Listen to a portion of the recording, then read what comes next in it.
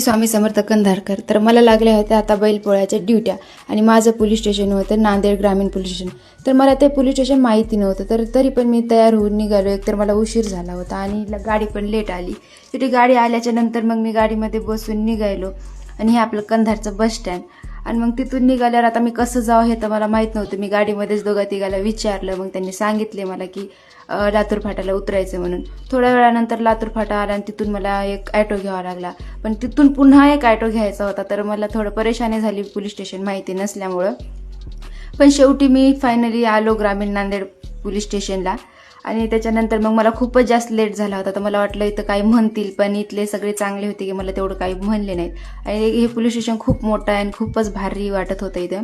आणि बसून बसून उशिरा आलो आल्या आल्या मला भूक लागली, जेवण केलं. आणि हे बघा आमचे अभ्यास लेकरू हे इथं बसून अभ्यास करायला आणि लगेच त्याच्या बाजूला दुसरं बसून मोबाईल बघायला.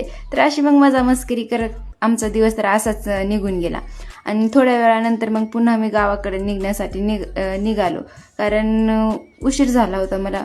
आणि मग मी त्या ढवळी कॉर्नरला आल्यावर गाडीमध्ये तर खूपच जास्त गर्दी होती, उभा टाकूनच यावं लागलं. आणि गुरुवार असं ना, आपण कंधारमध्ये असल्यावर स्वामीच्या दर्शनाला जाऊ नये असं तर होतच नाही. मी आल्या रेडी होऊन आलो स्वामीच्या केंद्रामध्ये. आरती पूर्ण झालीच होती. मी थोडासा मग आम्ही थोडा वेळ तिथं बसलो आणि स्वामीच्या केंद्रामध्ये आल्यावर ना इथं खूपच भारी वाटते. आणि इथं खूप छान पण, आणि या काकूनं एवढं भारी कथा सांगितल्या ना, यांचं खरंच ऐकावं वाटलं की खूप छान वाटत होतं त्यांचं ऐकून, त्यांनी जे गोष्ट आपल्याला सांगितली. त्याच्यानंतर मग मी स्वामीचे दर्शन घेतले आणि पुन्हा मग आम्ही रूमला आलो. तर तुम्हाला आजचा ब्लॉग कसा वाटला